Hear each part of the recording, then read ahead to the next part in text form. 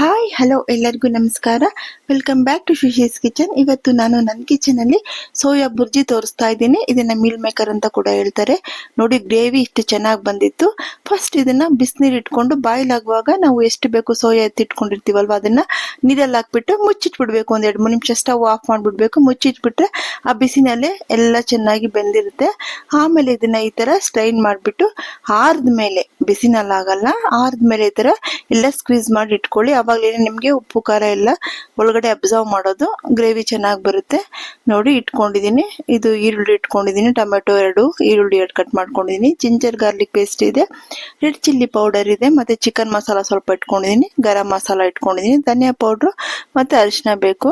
First ಒಂದು 5-6 spoon oil ಸೇರಿಸ್ಕೊಂಡು 2 onion ಹಾಕಿ fry ಮಾಡ್ಕೊಂತೀನಿ. ಒಂದ್ 2-3 ನಿಮಿಷ ಫ್ರೈ ಆದ್ಮೇಲೆ ಇದಕ್ಕೆ ಜಿಂಜರ್ ಗಾರ್ಲಿಕ್ ಪೇಸ್ಟ್ನು ಸೇರಿಸ್ಕೊಂಡು ಫ್ರೈ ಮಾಡ್ಕೊಂಡು, ನಂತರ ಇದಕ್ಕೆ ಟೊಮೆಟೊನು ಕ್ರಶ್ ಮಾಡಿ ಇಟ್ಕೊಂಡಿದ್ದು ಟೊಮೆಟೊನು ಸೇರಿಸಿ ಫ್ರೈ ಮಾಡ್ಕೊತಾ ಇದ್ದೀನಿ. ಈ ಕಡೆ ಚಾಪರ್ ಅಲ್ಲಿ ನಾನು ಸೋಯಾನ ಚಾಪ್ ಮಾಡಿ ಇಟ್ಕೊಂಡಿದ್ದೀನಿ. ನಂತರ ಈ ಪೌಡರ್ಗಳನ್ನೆಲ್ಲ ಸೇರಿಸ್ಕೊಳ್ಳೋಣ. Turmeric, red chilli powder, 1 spoon ಧನಿಯಾ ಪೌಡರು, ಚಿಕನ್ ಮಸಾಲ ಮತ್ತೆ ಗರಂ ಮಸಾಲ, ಇದೆಲ್ಲ ಸೇರಿಸ್ಕೊಂಡು ಈ ಆಯಿಲ್ ಅಲ್ಲೇನೆ ಇದನ್ನು ಫ್ರೈ ಆಗಬೇಕು. ನಿಮ್ಗೆ ಮಸಾಲ ಇನ್ನು ಎಕ್ಸ್ಟ್ರಾ ಬೇಕು ಅಂದ್ರೆ ಇನ್ನು ಸ್ವಲ್ಪ ಸ್ವಲ್ಪ ಜಾಸ್ತಿ ಸೇರಿಸ್ಕೊಳ್ಳಿ. ನಾನೊಂದು ಮೀಡಿಯಮ್ ಆಗಿ ಸೇರಿಸಿದ್ದೀನಿ. ನಂತರ ಇದನ್ನೆಲ್ಲ ಚೆನ್ನಾಗಿ ಫ್ರೈ ಮಾಡಿಬಿಟ್ಟು ಸ್ವಲ್ಪ ಇದಕ್ಕೆ ನೀರು ಸೇರಿಸ್ಕೋಬೇಕು. ಒಂದು ಚಿಕ್ಕ ಗ್ಲಾಸಲ್ಲಿ ನೀರು ಸೇರಿಸ್ಕೊಳ್ಳಿ.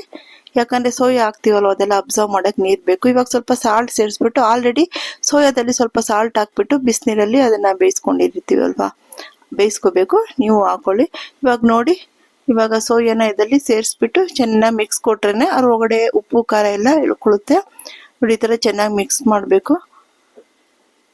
ತುಂಬಾ ಜನ ಇದು ಸ್ವಲ್ಪ ಸ್ಮೆಲ್ ಬರುತ್ತೆ ಅಂತಾರೆ. ಆ ಸ್ಮೆಲ್ ಏನು ಬರಲ್ಲ. ಇದ್ರಲ್ಲಿ ಹೈ ಪ್ರೋಟೀನ್ ಫುಡ್ ಇದು. ಇದನ್ನ ಬಿಸಿನೀರಲ್ಲಿ ಹಾಕ್ಬಿಟ್ಟು ನೀವು ಬಗ್ಗಿಸ್ಬಿಟ್ಟು ಸ್ಕ್ವೀಸ್ ಮಾಡಿದ್ರೆ ಯಾವುದೇ ರೀತಿ ಇದಿರಲ್ಲ. ನೀವು ಮಾಡಿ ನೋಡಿ, ತುಂಬಾ ಚೆನ್ನಾಗಿರುತ್ತೆ. ಯಾವುದೇ ಸ್ಮೆಲ್ ಇರೋದಿಲ್ಲ. ಸ್ಕ್ವೀಸ್ ಮಾಡಬೇಕು. ಆದ್ರೆ ಈ ಬಾಲ್ಸ್ನೆಲ್ಲ ಸ್ಕ್ವೀಸ್ ಮಾಡಿದ್ರೆ ನಿಮ್ಗೆ ತುಂಬಾ ಚಿಕ್ಕದಾಗಿ ಸಿಗುತ್ತೆ. ಸೋಯಾ ಈ ಸೈಜಲ್ಲೂ ಸಿಗುತ್ತೆ. ನಿಮ್ಗೆ ಯಾವ ಸೈಜ್ ಬೇಕಾದ್ರೂ ನೀವು ತಗೋಬಹುದು.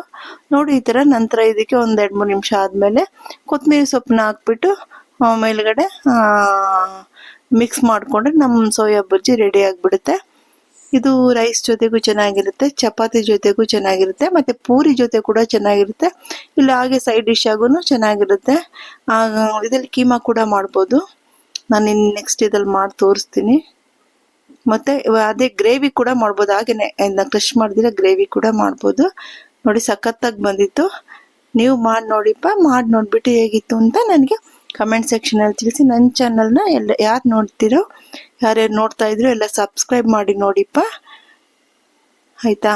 ಲೈಕ್ ಮಾಡಿ, ಶೇರ್ ಮಾಡಿ, ಕಮೆಂಟ್ ಮಾಡಿ. Thank you.